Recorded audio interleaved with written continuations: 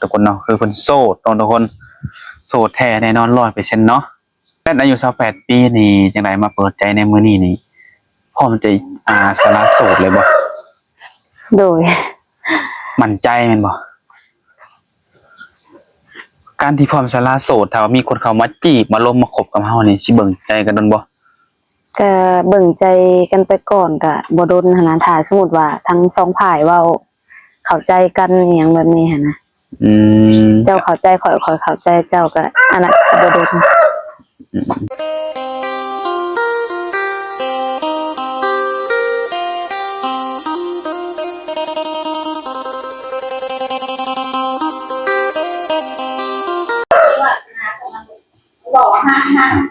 กราบทักทายสบายดีและสวัสดีเด้อพ่อแม่พี่น้อง FC หมู่สุขุสุคนเนาะอยู่ฝั่งไทยฝั่งลาวโดยอยู่ต่างประเทศเนาะทุกคนมื้อนี้ก็ยินดีต้อนรับเข้าสู่ช่อง YouTube ของบ่าวศิรัตน์คือเก่าทุกคนเนาะมื้อนี้ทุกคนเนาะทางบ่าวศิรัตน์ก็ได้มาหาทางสาวโสดอีกแล้วทุกคนเนาะซึ่งว่าผู้นี้ก็เป็นผู้จบผู้งามทุกคนเนาะเพิ่นก็ได้ออกมาเปิดใจหาคู่ชีวิตเนาะทุกคนก็พร้อมที่จะสร้างสรรค์แล้วก็พร้อมที่จะสละโสดแล้วทุกคนเนาะโดยความที่ว่าอยู่เป็นโสดมานี่ก็ดนพอสมควรแล้วทุกคนเนาะนี่ก็เลยออกมาเปิดใจเพื่อว่าจะเจอหนุ่มๆที่มีความจริงใจแหละจะมาสร้างมาสาไปนำกันเลยทุกคนเนาะแต่สำหรับเรื่องราวของนั้นจะเป็นแนวใดเนาะในการเปิดใจรอบนี้ก็ติดตามคลิปนี้ไปนำกันเลยทุกคนเนาะถ้าหากว่าผู้ใดมีความคิดเห็นใดๆก็สามารถคอมเมนต์มาได้หรือว่าอยากทักอยากโอยอารมณ์ก็สามารถทักทายอารมณ์ได้เลยทุกคนเนาะไปจังไดก็ไปพบกับสาวโสดของเราก่อนทุกคนนะเข้ามาทักทายผู้สาวโสดอีกทุกคนมากันเนาะโดยสบายดีสบายดีสบายดีทุกคนถือมาเมื่อนี้ก็เป็นผู้เจ้าผู้งามอีกคนหนึ่งทุกคนเนาะโดยแต่ว่าคนนี้ก็ยังแบบเป็นสาวโสดอยู่เนาะแนะนำตัวในชื่อจังใดนี่สื่อแลบอายุจากปีแล้ว28อายุ28 ปีทุกคนเนาะที่ผ่านมาได้ใช่เคยมีครอบครัวมาแล้วบ่เคยมีลูกนำกันจากคน2 คนมีลูก2 คนตอนนี้ลูกใหญ่ปานใดแล้วคนหนึ่ง3 ปีคนหนึ่ง8 ปีโอ้3 ปีกับ8 ปีผู้หญิงหรือผู้ชายลูกนี่ผู้หญิงเบิด2โอ้ลูกสาวเบิด2เนาะผู้8 ปีเนี่ยเขาเรียนบ่แม่นเพิ่นไปเรียนอยู่ป.ใดแล้วเนี่ยเพิ่นเรียนอยู่ป.3 เรียนป.3 เนาะถือว่าเป็นสาวโสดแต่ว่าเคยผ่านการแต่งงานมาแล้วแม่นบ่โดยปัจจุบันนี่ก็มีลูกอีก2 คนปัจจุบันนี้ลูกอยู่นำแม่หมด2เนาะโดยว่าแต่ทางสาวแรดนี่อยู่เป็นโสดมานี่ดนปานใดแล้วก็โดนเติบฮอดปีบ่ฮอดบ่ปีหรือว่าหลายปีบ่ก็หลายปีเติบโอ้ตั้งแต่เลิกกับคนเก่าไปน่ะเป็นจังไดก็ได้มีการคบหากับคนใหม่อีกบ่ก็บ่มีโอ้บ่ได้ล้มกับไผเลยแม่นบ่แม่นเป็นจังไดยังบ่พร้อมบ่หรือว่าบ่มีคนที่ถูกใจก็ยังบ่มีอีหยังแบบนี้หั้นนะเขาก็บางเทื่อก็มันอาจสิบ่แม่นแน่นบ่อีหยังบ่ใช่แน่นนี่บ่รู้ได้ก็บ่มีคนลมอีหยังแบบนี้หั้นนะโอ้มีคนเข้ามาล้ม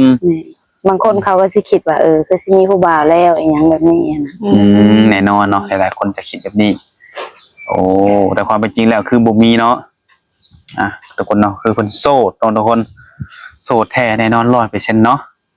แต่ว่าก็สิมีข้อแบบบางคนก็จังได๋คือมีลูกติดอยู่2 คนเนาะโดยนี่แหละจุดนี้บางคนก็ดีใจที่ว่าสิได้คบหากับคนที่มีลูกอยู่2 คนมันแบบลูกก็ใหญ่แล้วง่ายๆกันเนาะโดยผู้บางคนก็ครับบ่ได้ก็แล้วไปก็แล้วแต่เพิ่นตัวนี้เนาะคือสแลดอายุ28 ปีนี่จังไดมาเปิดใจในมื้อนี้นี่พร้อมจะสละโสดเลยบ่โดยมั่นใจแม่นบ่การที่พร้อมสละโสดถ้าว่ามีคนเข้ามาจีบมาล้มมาคบกับเฮานี่สิเบิ่งใจกันโดนบ่ก็เบิ่งใจกันไปก่อนก็บ่โดนหั้นนะถ้าสมมุติว่าทั้ง2ฝ่ายเว้าเข้าใจกันอหยังแบบนี้หั้นนะเจ้าเข้าใจข่อยเข้าใจเจ้าก็อันนั้นสิบ่โดนขึ้นอยู่กับคน2 คนล้มกันเนาะแม่นล้มแล้วตกลงกันว่าสิแนวใดบ่แบบเวลาเฮาไปล้มกันนี่สิฮู้ดอกเนาะว่าเฮาสิวางแผนแนวใดกับอนาคตเนาะโดยโดยแล้วต้องเลือกอยู่ว่าเพิ่นต้องเป็นคนไทยคนลาว ก็บ่ได้เลือกกันแล้วแต่ ฟังใดก็ได้ขึ้นอยู่ว่าผู้ที่สิเข้ามาล้มแล้วก็มาจิมาล้มเฮาเนาะ โดย อายุบ่ได้ชี้จำกัดไว้บ่ ก็ขอคนมีอายุกว่าหั่นนะ อย่างเช่น30ขึ้นไปจังซี่บ่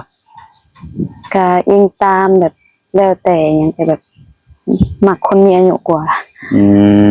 โดยมักคนมีอายุเป็นจังไดคือว่ามักคนมีอายุกว่าเฮานั่นนี่ความรู้สึกเป็น แบบเพิ่นเป็นผู้ใหญ่แล้วก็เพิ่นเป็นให้เพิ่นแบบว่า ความแบบว่าเฮ็ดหยังก็แบบ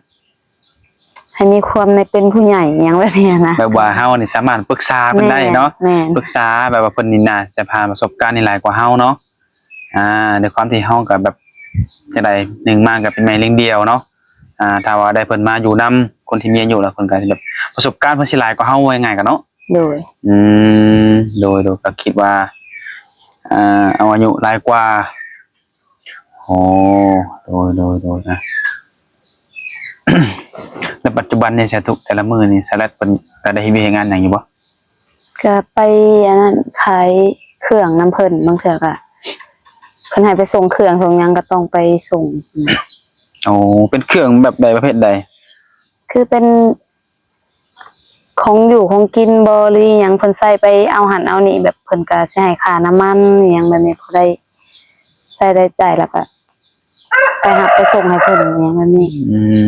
เป็นเครื่องบ่ฮู้ว่าอิหยังนะแต่เวลาเพิ่นแพ็คเพิ่นหยังแล้วก็แบบมีแต่เพิ่นใส่กล่องใส่หยังให้ก็มีแต่ไปส่งอย่างเดียว โอ้คือเฮามีหน้าที่แต่ว่าไปรับส่งให้เพิ่นซื่อๆเนาะ เนาะ แต่ว่าเรื่องแพ็คเรื่องว่าข้างในมันสิเป็นของกินหรือว่าไม่มักตอกหยังก็บ่ฮู้เนาะว่าง่ายก็ แม่น โดยต้องเฮ็ดทุกมื้อบ่หรือว่า มันอิงตามหั่นนะ ไปว่าเพิ่นใช้เพิ่นแบบเพิ่นอยากไปเพิ่นใช้หาลาไปที่แม่นบ่ แม่น โดยแลทุกมื้อนี่หรือว่าปัจจุบันนี่ในเฮือนสลัดมีกันอยู่กันจักคนซะ ตอนนี้น่ะอยู่กัน3คน 3คนอย่าบอกว่า3แม่ลูกนะ บ่อยู่กับแม่ใหญ่แล้วก็ลูกเพราะว่าลูกสาวคนหนึงเพิ่นเมื่อยยามแม่ย่าเพิ่น โอ้โดย ยามแม่ใหญ่อยู่บ้าน โดยแต่ว่าสลัดกับคนเก่านี่ตัดขาดกันเรียบร้อยแล้วแม่นบ่ ตัดขาดกันเรียบร้อย โดยเพราะว่าส่วนหลายบางคนก็ยังระแวงเนาะยันว่าสลัดกับคนเก่ายังไปมาหาสู่กันอยู่หันนะก็คือตัดขาดกันแล้วเนาะ แม่นตัดขาดกันแล้ว โดยก็คือมาในมื้อนี้ก็มาเปิดใจในก็ย้อนว่าอยากสร้างครอบครัวแม่นบ่ในกรณีสร้างครอบครัวนี่จังไดถ้าว่าสมรักสมหวังกันนี่ต้องเอาเพิ่นมาอยู่นำเฮาบ่ ก็ถ้าสมมุติว่าเพิ่นถ้าเป็นทางไกลเนาะถ้าเพิ่นมีเวียกมีหยังคือแบบว่าก็ในใจก็อยากให้มาอยู่พี่เพราะว่าบ่มีคนเด้บ่มีผู้ใหญ่แน่แล้วก็ถ้าสมมุติว่า ถ้ามีเวียกบ่หรือว่าอีหยังไปมาหาสู่กันก็ได้เอาจังไดก็ได้แบบนี้ ขึ้นอยู่กับความสะดวกของฝ่ายชายเนาะ แม่น ถ้าว่าเพิ่นมีอาชีพรวมหรือว่ามีแบบงานเพิ่นประจำอยู่บ้านเพิ่นเนาะแล้วเพิ่นเนี่ยปะวางบ่ได้ถ้าแบบแต่ว่าใจมันมักกันจังไดก็สิเอากันให้ได้ง่ายๆกันเนาะก็แบบเที่ยวไปเที่ยวมาแต่ว่าใช้ก็เที่ยวไปหาเพิ่นก็ได้กันแม่นบ่ ได้ แต่ว่าถ้าไปอยู่เพิ่นเป็นหลักนี่บ่ได้บ่ ก็แบบคันว่าอันนั้นเลยก็บ่ได้นะเพราะว่าต้องเบิ่งแม่เฒ่าแล้วก็ต้องเบิ่งลูกสาวถ้าไปมาๆก็คือสิได้อยู่อหยังแบบนี้ โดยตอนนี้แม่เฒ่าอายุหลายปานใดแล้วกัน 85 โอ้85ปีไปได้สุขภาพเพิ่นยังแข็งแรงอยู่บ่ ก็พอไปพอมาได้แน่หั่นนะตามผู้เฒ่าหั่นแหละเนาะ โดยแต่ว่าเพิ่นก็บ่ได้มีโรคแบบสไตล์แบบผู้เฒ่าได้มีบ่ ก็มีอยู่แต่แบบเพิ่นก็บ่ค่อยอันนั้นปานใดแบบเป็นแบบบ่หั่นแหละ ตามวัยเนาะนะกับผู้เฒ่าว่านั่นก็โอ้อายุเพิ่น80กว่าแล้วโดย ถ้าหากว่าเพิ่นแบบหนุ่มโสดเนาะหรือว่าหนุ่มไทยหรือว่าหนุ่มลาวเฮานี่แหละเพิ่นเห็นแล้วก็เพิ่นอยากมาหาสร้างเสาแลบนะมาเยี่ยมมายามนี่จังได๋สิต้อนรับเพิ่นอยู่บ่ ตอนรับ ยินดีต้อนรับ โดย ในการที่เพิ่นจะมาเยี่ยมมายามนี้ต้องคุยเบิ่งใจกันก่อนบ่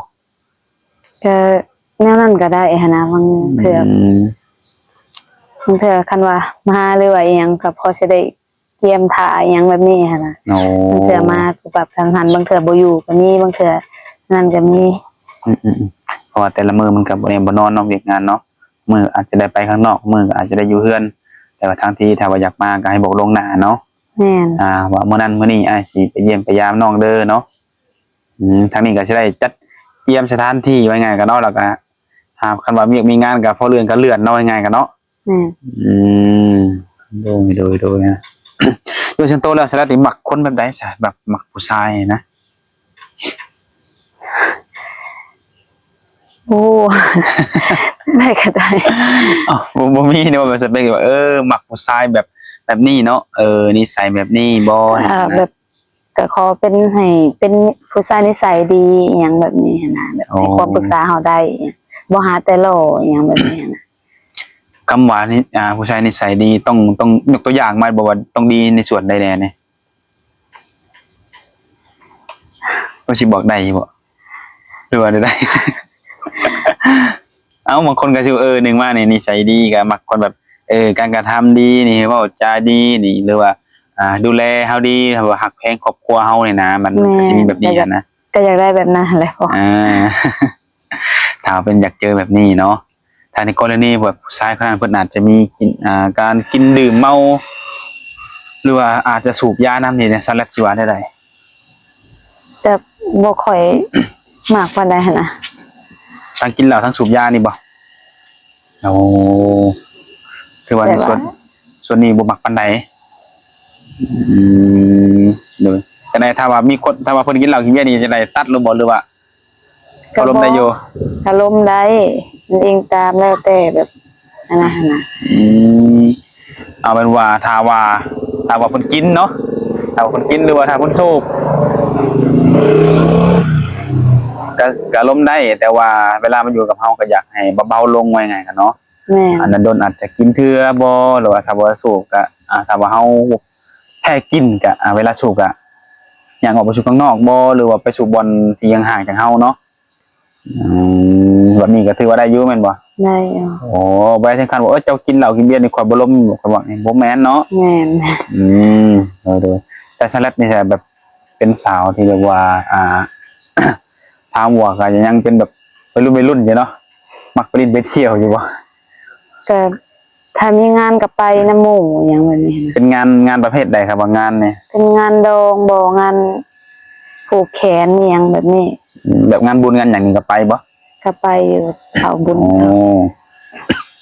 ตามภาษาคนโสดเนาะว่าไงก็ตอนนี้ยังบ่มีผู้คุมเนาะว่าไง ถ้าหากว่าจังไดถ้าแบบถ้าว่าสลัดมีแฟนเนาะแล้วว่าจะเพิ่นจะขอห้ามแบบว่า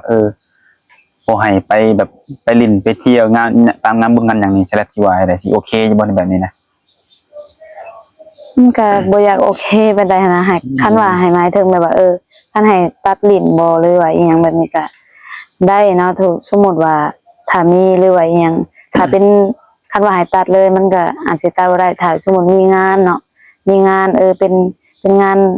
ดองบ่งานบุญงานหยังแบบนี้ หรือว่าเป็นงานสังสรรค์โดนๆจังได้พอกันเทื่อก็ถ้ามีก็ขอไปอหยังแบบนี้นะถ้าว่าให้ตัดหมู่ตัดคู่เลยอหยังก็ มันเป็นไปบ่ได้นี่ มัน เนาะ เป็นไปบ่ได้ หลายๆคนก็คือสิ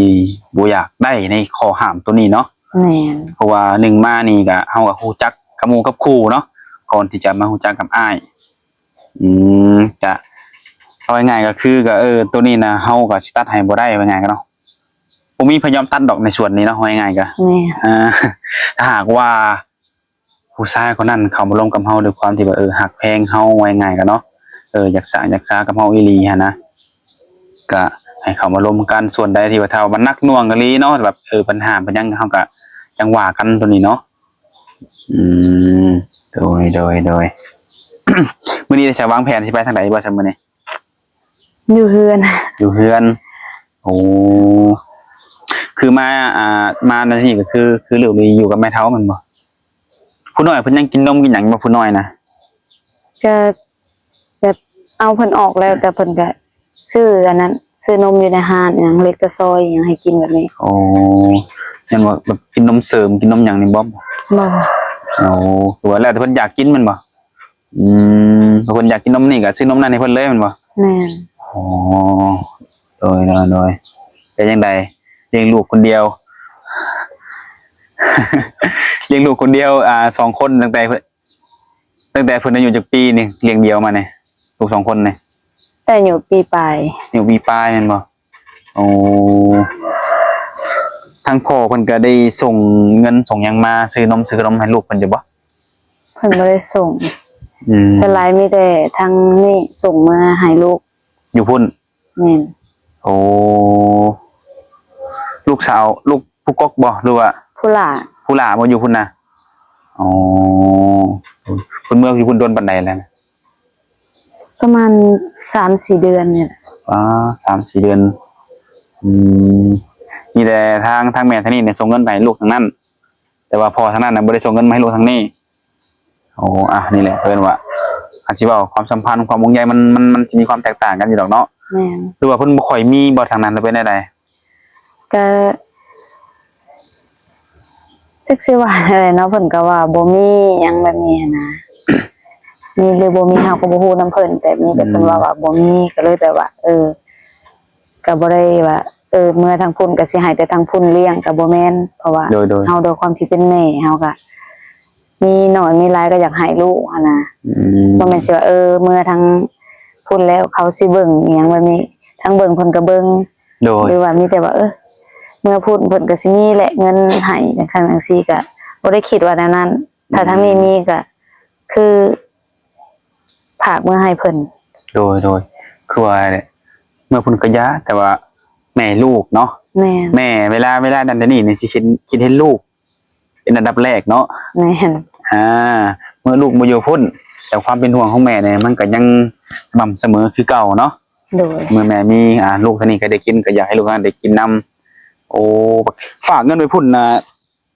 หลายปานใดเถอะต่อเทื่อนี่นะ ถ้าสูงสุดก็คือล้านหนึ่งถ้าบ่มีก็แสน2แสนอิหยังแบบนี้นะ โดย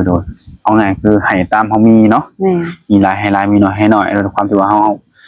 ให้ลูกเพิ่นก็บ่ได้คิดฮอดแม่อยากมาหาแม่ในบ่ลูกพุ่นน่ะ เพิ่นก็อยากมาหันนะแต่ว่าย่าเพิ่นยังอันนั้น โอ้ เขาก็ยังคิดฮอดอยู่อิหยังแบบนี้ก็เลยให้อยู่ก่อน โดยแต่ว่าในความเป็นจริงนี่คือลูกนะต้องอยู่กับแม่บ่ อยู่กับแม่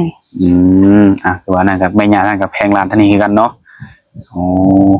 โดยก็ถือว่าดีเนาะที่ว่าถึงเฮาสิเลิกลากับลูกชายไปแล้วแต่ว่าทางแม่เพิ่นก็ยังยินดูและฮักแพงลูกเฮากันเนาะถือว่ายังฮักแพงแบบเป็นหลานคือเก่าหั่นแหละเนาะ แม่ โดยแล้วเป็นจังไดมื้อนี้มาเปิดใจมีให้หนุ่มๆครบกันบ่ข้อมูลทางติดต่อ มี เฟซมีเฟซมี LINE มีแอปบ่ มี 3อย่างนี้มีเบิดเนาะ ด้วย สามารถแจกได้แมันบ่ก็ถือว่าบ่ได้มีหยังปิดบังบ่มีหยังความลับระดมคมในเนาะแต่ว่าความแจกมันก็ตามนี่แหละทุกคนเนาะถ้าเกิดว่าผู้ใดเข้ามาเบิ่งคลิปนี้เนาะตั้งแต่ต้นจนจบได้ฟังเรื่องของสาวแรดเนาะคือเพิ่นนี่ก็เป็นสาวแม่ห้างเนาะมีลูกอยู่2คนปัจจุบันนี่ก็อยู่กับลูกผู้หนึงแล้วก็แม่เฒ่าผู้หนึงเนาะถ้าหากว่าผู้ใดอยากมาสร้างมาสาหรือว่าอยากเข้ามาอบรมเบิ่งใจกับสาวแรดก็สามารถเข้ามาอบรมได้เพิ่นก็มีเฟซมี LINE แล้วก็มี WhatsApp ให้ทุกคนเนาะเรื่องอายุอาณามันก็จะได้คนอายุหลายกว่าเพราะว่าปัจจุบันนี้สาวแรดก็อายุ28ปีเนาะทุกคนเนาะก็มาร่วมกันปรึกษาบางกันถ้าว่าถูกอกถูกใจกันจังว่ากันใหม่เนาะทางเฮาก็สิเอาสำนี้ก่อนพุ่นล่ะทุกคนมื้อหน้ามื้อในจังมาอบรมกันใหม่เนาะเพื่อว่าสาวแรดอกหักทางใดฝั่งไทยบ่ทางลาวบ่หรืออยู่ต่างประเทศบ่เนาะเฮาสิมาอัปเดตให้ FC ได้รับรู้ด้วยกันทุกคนเนาะมื้อนี้ก็สิเอาสำนี้ก่อนแล้วทุกคนก็สิขอตัวกลับก่อนนี่เนาะเอาสบายดี ส